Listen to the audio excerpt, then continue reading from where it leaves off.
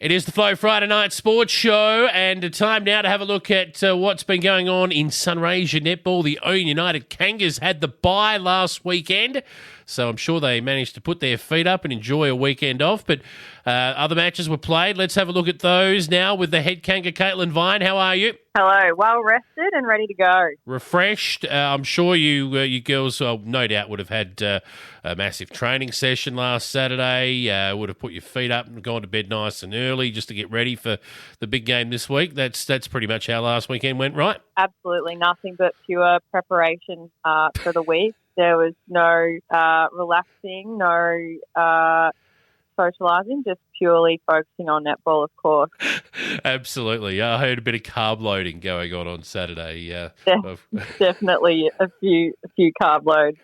But I should say that our juniors actually have had a week full of netball. They've been off in Ballarat and where else doing net fit programs with lots of amazing Victorian netballers. So our juniors have certainly worked hard. I'm not too sure about the seniors, but we had a good training session last night in preparation for the weekend. Oh, well, that's good. And well done to the youngsters. So let's have a look at the A-grade matches that were played last week and go through some of the results. There's some interesting ones amongst them here. South Mildura, they took on Ouyen and knocked them off 40-36. So maybe a little bit of a surprise there. Yeah, I'm not really sure what to say about this one. I guess it would have been a very tough game, and it would have been interesting to see the quarter splits here if it was sort of a last quarter effort or if it was pretty consistent. But South Mildura obviously seemed to be getting stronger and stronger, so a sneaky little win from them. Yep, good result for them. Merbeen did what they had to do against Robinvale Euston, 51-41. So Robinvale just can't crack it for a win at the moment, but Merbeen probably not going to be around finals time either way, but that will make sure that they don't have the wooden spoon to worry about. Absolutely, and that's probably one of the closer games for Robinvale, I'd say, 10 goals. But, yeah, good to see Merbeen just comfortably got that win. Yeah. Wentworth tend to do this. They like to flex the muscle a bit against a potential challenger and just put them in their place. Well, they certainly did that to Mildura, 56-36, but 20 goals, I mean, yeah, it's an ABC sort of victory and maybe what we would have expected, but Mildura would probably be disappointed they didn't get a bit closer than that. 100%. I actually had some flies on the wall at the game who gave me a bit of intel and said that Wentworth actually didn't have their usual side on at the start. They had a couple of their key players on the bench. And then Mildura, and I think Mildura and Wentworth were pretty much even until half-time, so it was quite a tight match start. And then Wentworth switched their team around a little bit and seemed to just take off with that win. So I think those 20 goals must have been fairly well in the second half. So great that Mildura kept up with them for that long, but just disappointing that someone can't quite crack them. Well, there might be someone that might be able to just rectify that this coming weekend, but we'll get to that. We got one more game from last week to cover first. Imperials did what they needed to do against Redcliff. So that pretty much puts a full stop on Redcliff's finals chances, but Imperials, they're there and thereabouts. Yeah, pretty comfortable win there, hey, 24 goals. So it seems like Redcliffe had just sort of had that peak, that excitement, and then they've just sort of slowly drifted off again, which is probably a bit disappointing for them, but good to see Imperials get that strong win, and it's certainly starting to show who those strong teams are as we crack into that second half. Yeah, it looks like we're a race in 6, really, for 4 spots. So obviously Wentworth top, Mildura still second, Ouyen United now with a game in hand, still coming, that second spot's still in reach. So South Mildura 4th, and then we've got Ouyen and Imperials, and those 6 look like the ones from 2 to 6.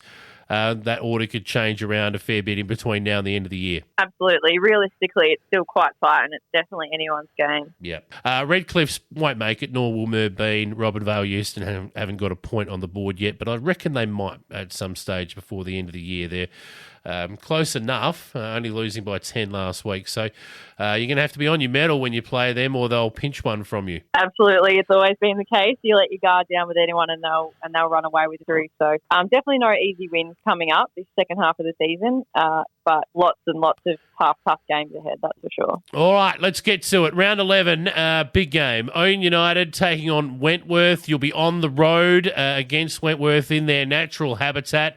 They love this. We mentioned that they like to dispatch challenges when they pop their heads up. Well, it's time for Ouyen United to pop its head up. Absolutely.